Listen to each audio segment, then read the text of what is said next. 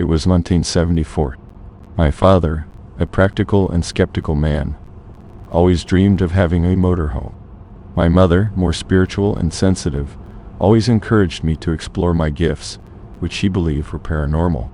I was a 7-year-old boy, curious and excited for what would be our first family trip in the motorhome that my father had finally managed to buy. Route 66, with its legends and mysteries, would be the perfect setting. This historic road, known as the Main Street of America, was the stage for numerous famous events, such as the emergence of ghost towns and stories of unexplained disappearances. Our destination was the Grand Canyon, a 4-day trip. We planned several strategic stops to rest and enjoy the scenery. We chose picturesque places with good reviews, prioritizing safety and comfort. As we prepared to leave, my mother reminded me to trust my feelings during the trip. Since I was little, I had demonstrated unusual abilities, predicting small things, like when someone was going to visit us, or if an appliance was going to break. My mother saw these gifts as a blessing, a sign that I had a special sensitivity. My father, however, always treated these occurrences as coincidences or the result of my vivid imagination. On the second day, she looked at me with that expression of someone who knew something bigger was happening. My father, however, smiled and said it was just a coincidence. We continued the trip. We stopped to take pictures at one of the famous Route 66 signs, and my father told stories about the road's heyday. At night, we camped in a quiet spot. The atmosphere was perfect, but I felt something different in the air. On the third day, the excitement was growing. Our destination was a campsite known for its tranquility and natural beauty, near Arizona. I was especially eager to get there, something my mother interpreted as a good omen. She always believed in my intuition, while my father thought it was just childish excitement. We arrived at the campsite at dusk. It was a beautiful place, surrounded by trees, and with a small lake in the center. The facilities were great: clean bathrooms, a small convenience store, and barbecue areas. Everything seemed perfect. Night fell, and an unsettling silence took over the place. We were gathered around the campfire, telling stories and laughing. That's when I started to feel a presence, something dark and overwhelming. I looked at the shadows, and they seemed to dance strangely. The flames of the campfire cast shadows that moved independently, as if they had a life of their own. I tried to ignore it, but I couldn't. My mother noticed my unease, and asked if everything was all right. Before I could answer, I heard whispers coming from the forest. My father, trying to calm the situation, said it was just the sounds of nature, but I knew it wasn't. The shadows began to approach, and I couldn't look away. That's when I realized I had a connection with those shadows. They were calling me, whispering secrets that only I could understand. My hands started to tremble, and my parents realized that something was very wrong. My mother, trying to comfort me, approached. That's when the shadows lunged at her. My father tried to react, but it was useless. They were paralyzed, trapped by something we couldn't clearly see. The shadows twisted and coiled around them like serpents of darkness. My parents screamed, their faces contorted in pain and fear. The shadows seemed to slowly drain their lives. My mother tried to reach me, her eyes pleading for help. My father, always skeptical, now was in pure terror, seeing that everything he believed in was wrong. I, powerless, watched the horrible scene. The shadows whispered in my mind, revealing terrible secrets. They showed me that I was the key to their liberation. My gift wasn't benign, but a connection to evil. My parents screamed, their faces contorted in pain and fear. The shadows consumed their lives slowly, as I watched, paralyzed. Deep down, I knew that, somehow, I was responsible. Their pain and terror were intense, but there was a part of me that felt strangely satisfied. The pleasure I felt in seeing them suffer was overwhelming and disturbing. It was a mixed feeling, a dark ecstasy that enveloped me, while a deep guilt began to form. The horror of seeing my parents die that way was terrible, but the realization that I was enjoying it was even worse. Today, when I look back, I still clearly remember the screams and the desperate eyes of my parent. The guilt and anguish consumed me. I never wanted to hurt them, but my fate was sealed. I was an instrument of evil, and there was no escape. That night changed everything. Pleasure I felt during their agony was a horrible revelation about myself. The guilt gnaws at me to this day.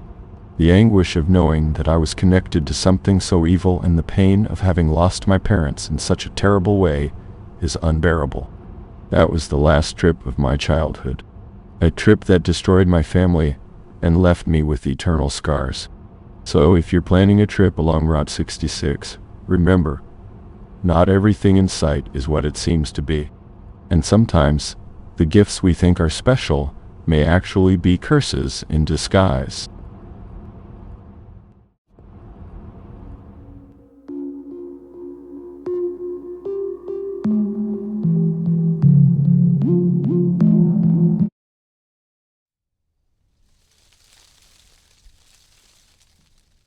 Iceland had always been one of my biggest dreams. The vast landscapes, the serenity of the lava fields, and of course, the northern lights. My best friend Anna and I had planned this trip for years. We were excited, ready to explore every corner of this fascinating country. We started our journey in the capital Reykjavik. We visited the Hallgrímskirkja church, an impressive structure that looks like a futuristic cathedral. Then, we went to the Blue Lagoon, where we relaxed in the hot springs, while snow gently fell around us. We explored the majestic waterfalls of Gullfoss and Seljalandsfoss, and were amazed by the power of nature at Danevellir National Park, where the North American and Eurasian tectonic plates meet. On the fourth day, we rented a car to head into the countryside in search of the northern lights. There was a specific camping spot where we could see the dancing lights in the sky.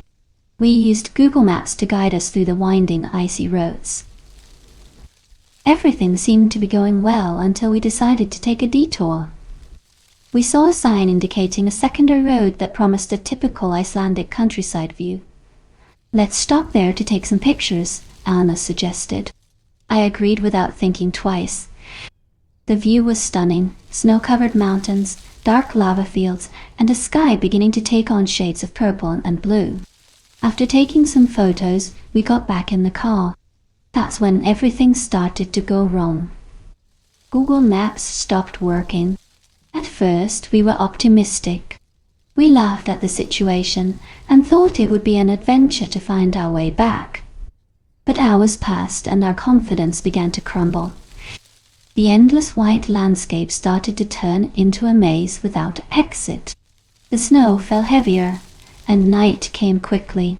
We started arguing, mutual blame rising to the surface. "If you hadn't insisted on stopping, we wouldn't be lost," I said, my voice laden with frustration. Anna retorted, "You agreed too. It wasn't just my idea." On the second day, the weather worsened. A snowstorm enveloped us, and the wind howled like a hungry wolf. We tried to stay warm inside the car, but the cold seemed to penetrate our bones. The food and water we had started to seem insufficient. Each bite of a snack felt like a step closer to the end of our supplies. In a desperate attempt to find the road, we left the car and started walking. The snow was so deep that with each step we sank up to our knees.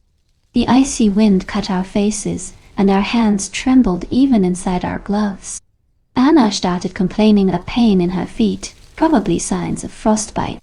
"I can't go on like this, my feet are burning with cold," she said, almost crying. The tension increased.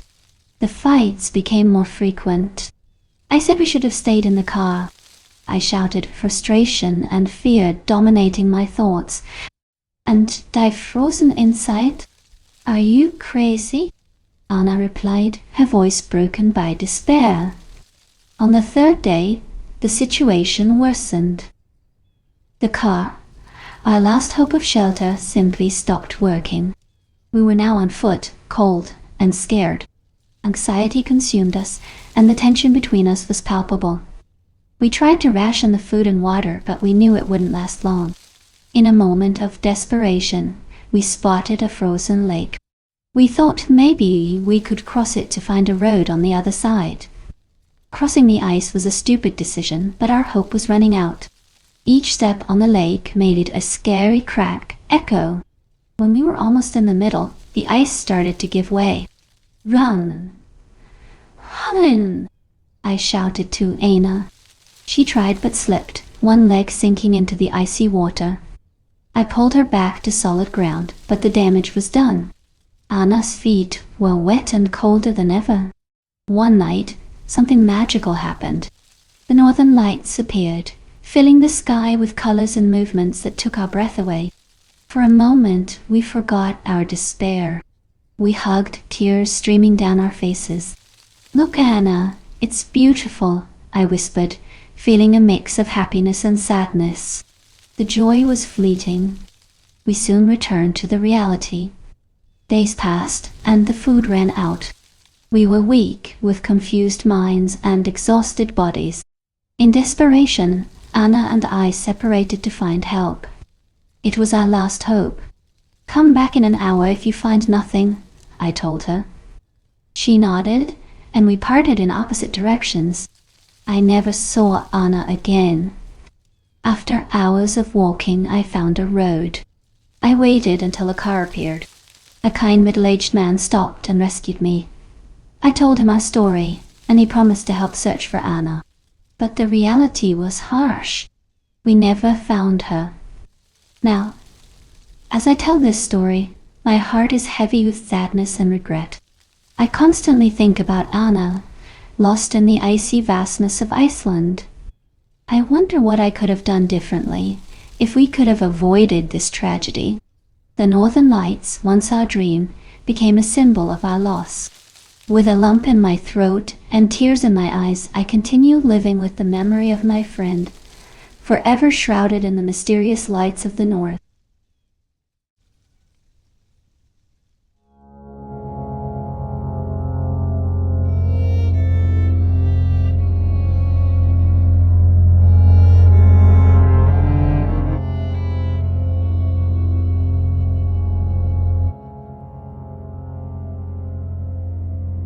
When we decided to vacation in Paris, Emily and I were excited about the mix of romance and history the city offered.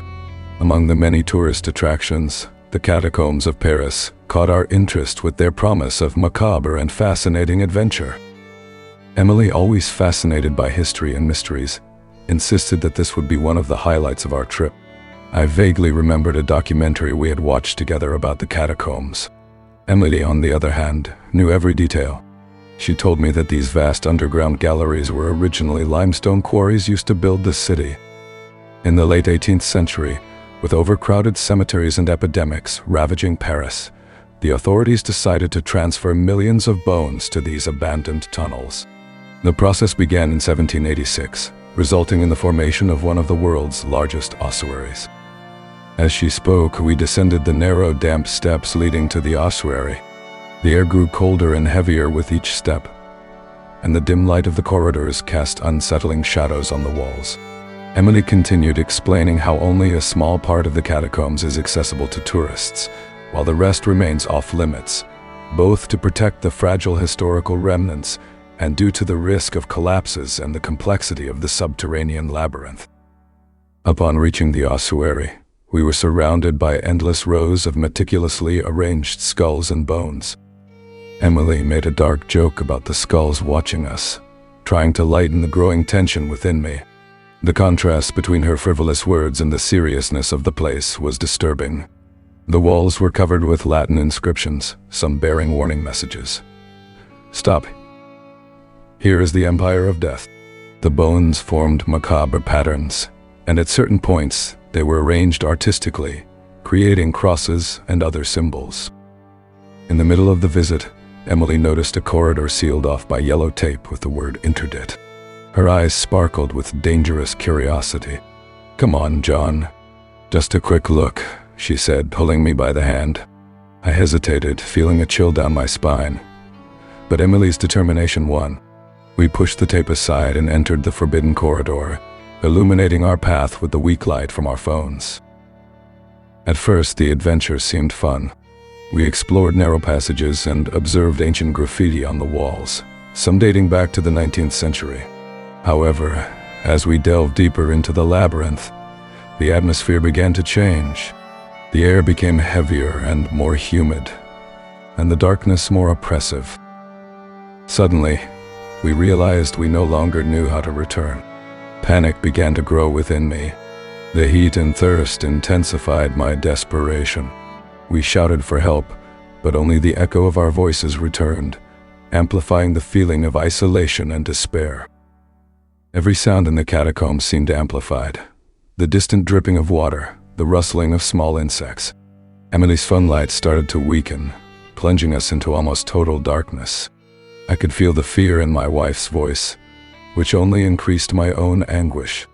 The inscriptions on the walls, which once seemed interesting, now seemed to mock us. Phrases like "memento mori," remember that you will die, sounded like sinister omens of our impending fate. I tried to stay calm, but my mind was on the brink of collapse. I thought about our lives before this trip, about the normalcy that now seemed so distant. Each step we took seemed to lead us deeper into the abyss. Emily was crying, and I felt powerless, unable to protect her or get us out of that situation. We were condemned to wander eternally in the city's bowels, with no hope of rescue. Our voices, our fears, our despair became part of the eternal echo of the catacombs of Paris.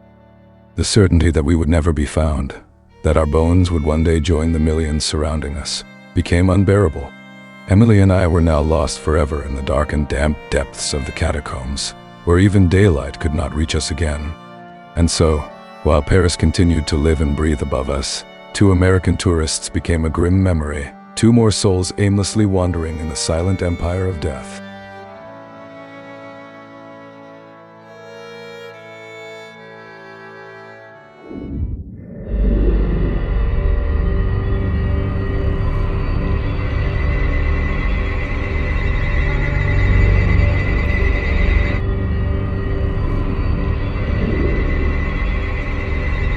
It was the height of summer, and we, 3 German friends, decided to embark on an adventure to the exotic and paradisiacal island of Bali.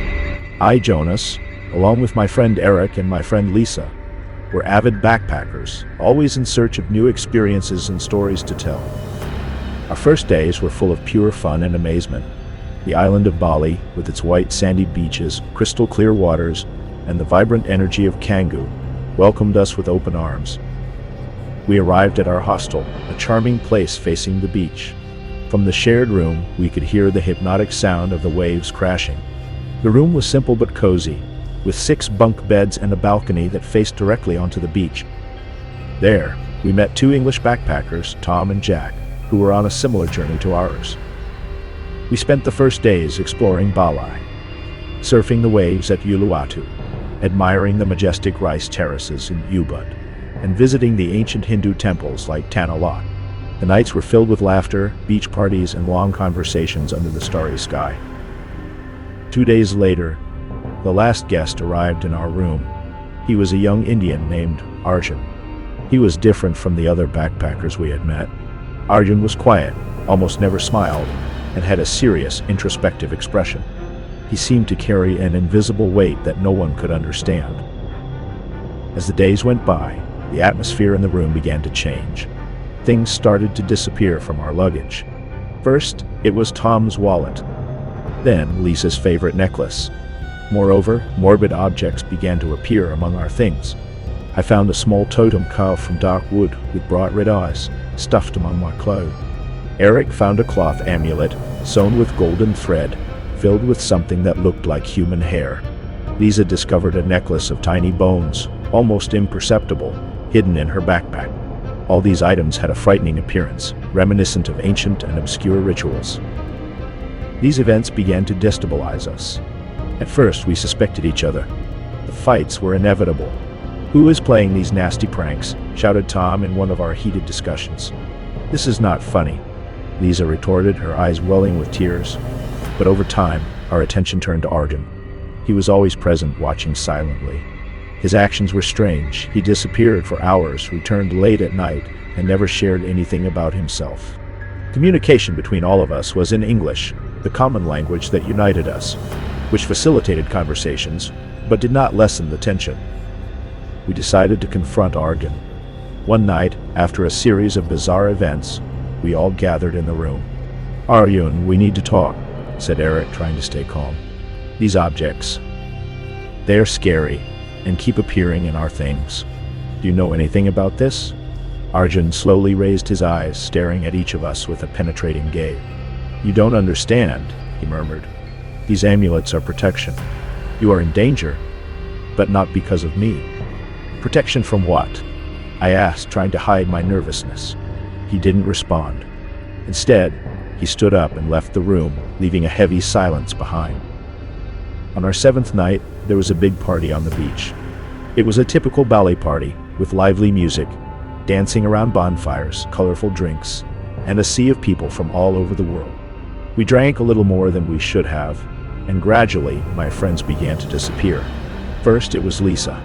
She said she was going to the bathroom but never returned. Then Tom went to get more drinks and also vanished. Jack decided to look for the two and also disappeared. Finally, Eric, who was talking to a group of tourists, disappeared without a trace. I was the only one left. When I realized I was alone, I started looking for my friends around the hostel and the beach. It was already early morning, and the party had died down. Music was still playing, but the atmosphere was gloomy. I returned to the hostel, searched every corner, but found nothing. Suddenly, on the edge of the beach, I saw Arjun. He was standing, looking at the sea with a vacant expression. The confrontation was inevitable. I walked up to him, trying to stay calm despite the fear I felt. "Arjun, can we talk?" I asked, trying not to sound aggressive. He turned slowly, his black eyes reflecting the moonlight. "I need to know where my friends are. We are all very worried." He continued staring at me, without saying a word. "These amulets, totems, all of this, what does it mean?" I pressed, my voice trembling. Arjun finally spoke, but his words were enigmatic. "You should not have come here. There are forces in this place that you do not understand." "What forces?" I insisted, anger and fear taking over me. "Where are my friends, Arjun?" Arjun smiled, a cold and terrifying smile. He muttered something in Hindi, a prayer or a spell, I don't know. The next moment I felt a wave of energy pass through my body, an overwhelming sense of dread. "Where are they?" I shouted, grabbing him by the arm. "What did you do to them?" He broke free with surprising strength and replied, in a voice that seemed to echo in the wind, "They have been taken, and you will never see them again." When I regained consciousness, Arjun had disappeared, along with my friends. I went to the local authorities, but their response was disheartening. They concluded that my friends, intoxicated, had probably decided to enter the sea and drown, but I knew that wasn't true. I returned to Germany with a heavy heart and more questions than answered. Arjun disappeared without a trace, and the Balinese police found no leads. The truth is that, since that night, I know that something much darker and supernatural happened in Bali. Something I will never forget. And so, my backpacking story turned into a nightmare from which I could never wake up.